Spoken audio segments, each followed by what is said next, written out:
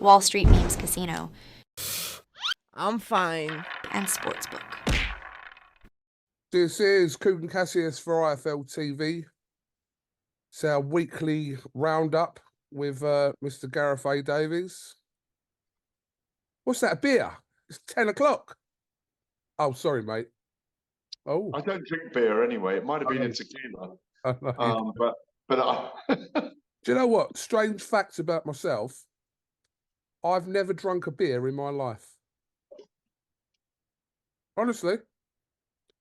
I've never, ever drunk a beer or even tasted a beer. Weird, isn't it? no, and I'll tell you why. I haven't drunk beer for a reason as well. When I was 13, do you want to hear this story? Yeah, come on, let's hear it. When I was 13, I played in an adult, I was at boarding school and I played for my school, public school. But on a Sunday, when I was 13, I opened the bowling for the local town in the men's team when I was 13. Yeah. And I used to play for them on a Sunday in their Sunday league. And I'd be allowed out of school to go to home and away games.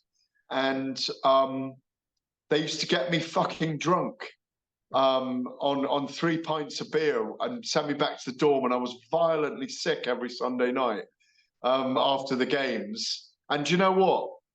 From that period, I cannot even bear the smell of beer. I've never drunk beer again in my life.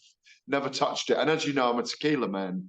I might have had the odd sip, but I have a sip of it and I just feel violently sick. And it was because they blooming got me drunk in the pub after every one of those games. Nasty, man, but I could drop the ball on a sixpence. So I was opening the bowling in the men's team at that point. Why do you not drink it? I don't know. It's really weird because I had this conversation a couple of weeks ago with someone and they was like, well, you've never tasted it. How do you know if you don't like it? And I'm very, Gareth, you know me, like, I don't need to try something to know I don't like it or won't like it. And I've never, ever had a beer, lager, never. All through, like, whether it was teens, whatever, never. And in my 40s now, I'm quite happy to keep that record. Like, it's not a nice taste beer. It doesn't smell great, that's all I know, but I wouldn't know what it tasted like. I occasionally have a half a Guinness. I've never had a Guinness. Never had a Guinness. Don't start now. Don't start. Definitely not. Definitely not. Just stick to your vodkas. Yeah, and the odd Prosecco every now and again.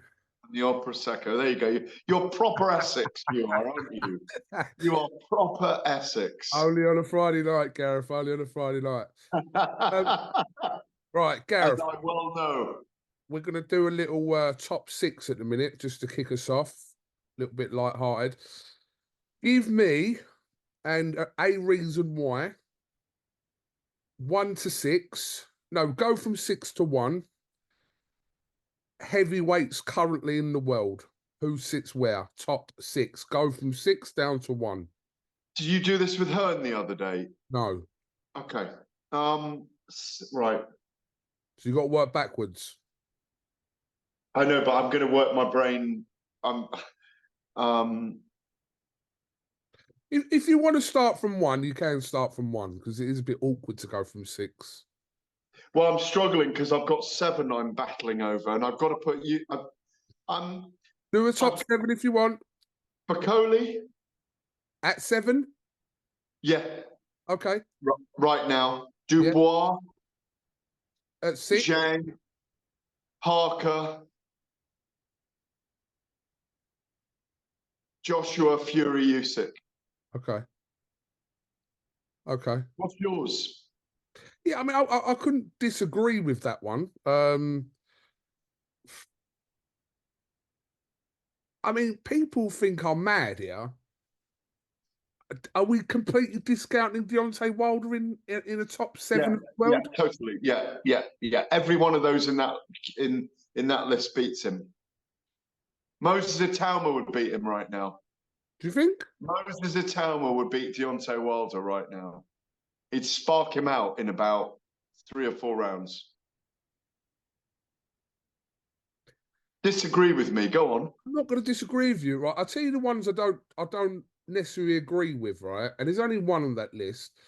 I know Bacoli's kind of the avoided man for a long time, and he's we knew that this was going to be a potential problem for Joe Anderson, which it turned out to be emphatically a problem.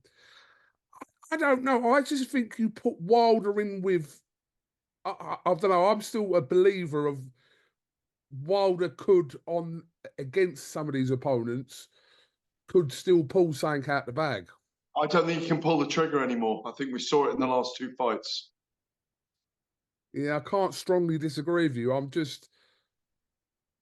don't know. I think putting Wilder in with two or three of those heavyweights you've mentioned, I don't know. I wouldn't be say completely shocked if Wilder was. Are you working for Shelley Finkel today or something?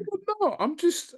Look, do you know what annoyed me? What annoyed me was when before like the second Wilder fight, and I remember Shane Fury and Hughie Fury in the dressing room after the second win, and they started saying, "Look, don't start calling Wilder a bum in the morning because Tyson's beaten him. It was a big win. Like they had to draw the first time. It was a big win. I don't care what no one says. It stands in history. That was a big win. That second win, and obviously the third one he had. But I don't. I get this feeling like we always we discredit fighters once they've had a couple of defeats and start to go, oh, were they any good? Now, I know Wilder's not had a great couple of fights. We know that. But I don't know. There's something in Wilder for me that would still make very entertaining fights, which it wouldn't surprise me.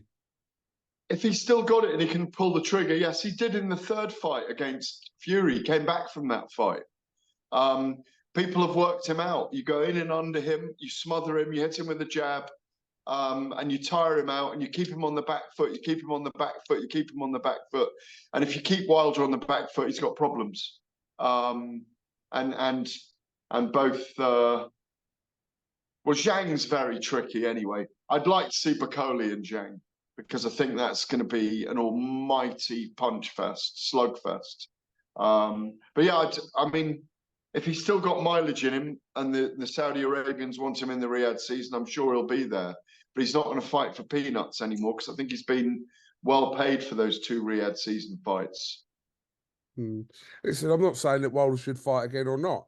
I think the longer it goes, could suggest either way, whether he's just is taking some time out or we are going to see a return from him. We've heard nothing from him since that night in Riyadh, so we'll see. You don't want him against Chisora then, obviously, which people were talking about. Well, beforehand, I remember when this fight was mentioned a year or 2 years ago with Wilder and Chisora, it was almost like a plea. Oh, Chisora, don't fight Wilder. Like, what could happen to Chisora? Yeah. But, I mean, with what's happened with Wilder and now what's happened with Chisora after his win against Joyce, it's kind of evened itself out now to people saying, well, okay. Well, that could be the fight that gets Wilder back. Anyway, so that is your top six. You've gone for Tyson Fury ahead of Anthony Joshua between the 2 and the 3. Yeah. Okay. Yeah. All this could change in the next 4 months, Gareth. Do you know, the big debate about at the moment is all the talk over the weekend or the last week, we've had His Excellency Turki Al-Sheikh saying Tyson Fury and Anthony Joshua's got to happen. We've had Eddie Hearn and Barry Hearn really pushing it out there. We've had Anthony Joshua and Alexander Usyk playing with Fury's head a little bit, saying that they'd be up for a trilogy fight. And they're clearly playing with his head a little bit and their own and augmenting their own strength, mental strength. But I do really see a problem with a Fury Joshua fight if either of those loses, and especially if one of them gets stopped, you know. We spoke about this the other day, and we ran through the different situations that could occur, and I was going from Eddie Hearn's comments about, you know, if one was to lose, how that fight could still happen if they both were to lose. Could that fight right now before September the 21st and December the 21st, that is it's not going to be the biggest grossing fight of all time, but Joshua Fury is the biggest fight in boxing, bar none. I don't care what anyone says. Bigger than Canelo against Benavidez, bigger than Canelo against Crawford, bigger than Gervonta against Shakur, Gervonta against Devon. All of those fights. It's the biggest fight. It'll be one of the biggest fights in terms of fights we've ever covered in our lives. You were around for Floyd and Conor. You were around for Manny Pacquiao and Floyd. They were enormous events. This is on that magnitude because it's heavyweights. Fury and Usyk was big. Joshua and Fury and Joshua would just be bigger because of what it would do in terms of pay-per-view in the UK. How I know we're not in linear media, mainstream media all the time, but it'd be front, center, and back. Culturally different, an Olympic champion, a guy from the other side of the tracks in Tyson Fury, two amazing stories. It's such an enormous fight, and it would be heinous. It would be a crime almost of the sport not to see these two guys fight each other in this era. It'd be terrible, egregious act on the sport. It would be like Federer, Djokovic, and Nadal, and Federer not facing Djokovic and Nadal in his career. It's just ridiculous. Because if Joshua doesn't fight Fury, he won't have fought Wilder either. So it would be fucking ridiculous. And to be fair, every year we have this almost same discussions, and there's every year we start to do it before pivotal fights in those fighters' careers, and like. But maybe there shouldn't be rematch clauses then, yeah?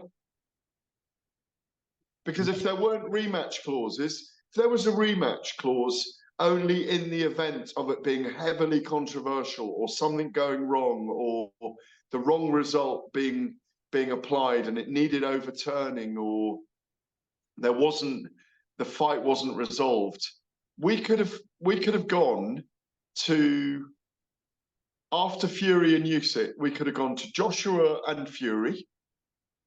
Could have been the December fight, and the winner of that could have fought Usyk. Ifs and buts, Gareth. Ifs and buts. No, but the reason why it's elongated is because of two. This is not a criticism of Daniel Dubois. I know Frank Warren wants Daniel Dubois to win. It's not going to be a thriller to see Usyk, for the fans in general, to see Usyk against Dubois next April, is it? Compared to Joshua and Fury, no. Compared to Joshua and Fury, exactly. And if those two lose, it's not the same fight anymore. It is still the championship of each other, but yeah. I didn't know you were going to get me on the heavyweight theme this morning. I like to keep you on your toes, Gareth. Let's run through some other stuff, Gareth, that's kind of occurred. So, yes, the report suggesting that Shakur Stevenson is going to face our Joe Cordina on the Beterbiev and Bivol card, October 12th. Your thoughts about that? Yeah, I like it. Cordina should have moved back up to lightweight some time ago. I've interviewed Shakur a couple of times where we've talked about Joe Cordina, by the way, and he always rated him as the best lightweight over here. So I'm glad to see that fight, but I think Joe's style suits Shakur, and I think he'll be the perfect foil for him to put in a tremendous performance. I like it, and I like the fact that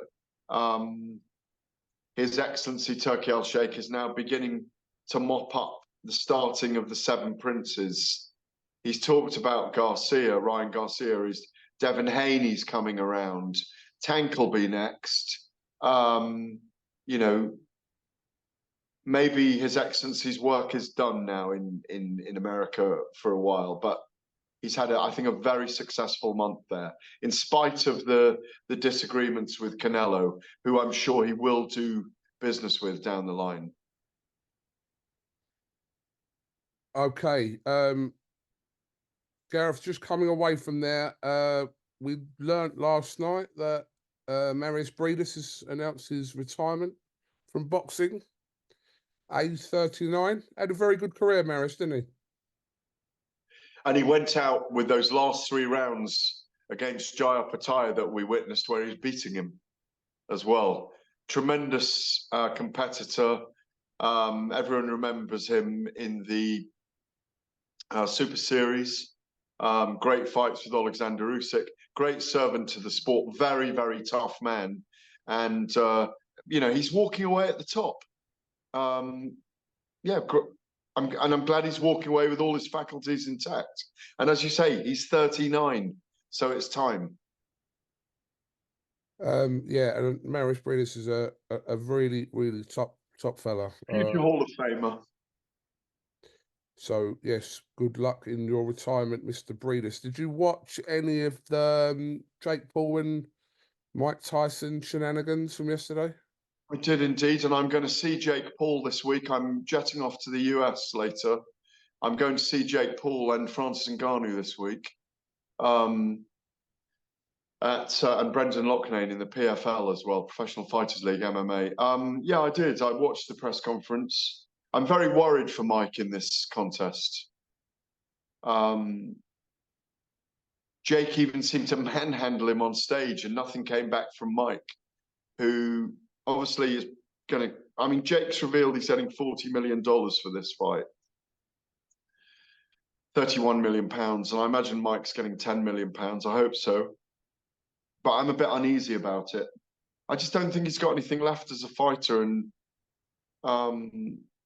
you know, I don't know. It's difficult, and I probably will go to it if I'm free as well. But because Jake Paul, I'm going to see this week, and he's going to be calling out Nate Diaz and Jorge Masvidal to fighting him in an MMA bout in the Professional Fighters League for $10 million. So look, he's capitalizing on being the only influencer who can genuinely say that they've got enough about them as a boxer or a combat sports fighter to be able to call out names who are fairly big in the industry. But Mike, I'm just, there's something uncomfortable about it. And when I saw them together on stage, I felt uncomfortable about it. I don't know why. Well, I do, because Mike doesn't look up for it. Yeah, there did seem to be kind of almost a subdued reaction from Jake Paul's kind of normal Jake Paul. Yeah, from his barbs. Mike didn't get annoyed. He didn't, you know, he had a little jab at his belly, didn't he? And it didn't seem to, that's what I noticed as well. He didn't seem to move Jake Paul at all. And when Jake pushed him, he sent him flying, didn't he? I'm sure it was staged. I don't think, I deep down, I feel like there's a lot of respect there for Mike Tyson from Jake Paul and everyone else in the audience, to be honest. And Mike's just treating it like a bit of fun. But I watched the Mike Perry fight, the replacement opponent, and he was a lot smaller than Jake. And Jake weighs in at about 200 pounds at the moment. And he battered Perry. I just don't want to see him batter Mike Tyson. And I don't want to see him on the ground either. There's so many things I don't want to see. I'd love to see him knock Jake Paul out. But I don't know. I just don't see it happening. Okay. Well, Gareth, this has just been a quick catch up. All we've got time for? What's that? Is that all we've got time for? I did tell you I've got to go and pick my daughter up at 20 past 10. I'm teasing you. I'm teasing you. But we can have a little catch up if you've got a spare however long at the end of the week. You can keep us posted on your antics in the US. Yeah, I will. I'll catch you in the US after I've spoken to Jake Paul, Brendan Loughnane, and Francis Ngannou. He's back in MMA action now, so well, not this week, but I'm going to have a sit down with him over there this week. So be really interesting. We'll look forward to seeing what you get up to. Maybe Wilder should be in with Ngannou. Would you want to see that? I would. Yeah, I would. Now I think about it, yeah. Yeah. Ngannou. That ain't going past 3 rounds either way. Yeah, I'd like to see it. We should. And then Ngannou. The irony will be if Ngannou does fight Wilder and Fury loses to USYK, and Fury and Joshua doesn't happen. And Ngannou in 3 fights will have fought 3 of the top 4 guys from the era, and loads of the others won't have fought each other. Oh, It's a funny old sport. it's a funny old game. Gareth A. Davies, thank you very much for your time this Tuesday morning, and safe travels, and we will definitely catch up with you again at some point in the next coming days. Cheers, Kugan. Always a pleasure. Thank you, my friend. Cheers.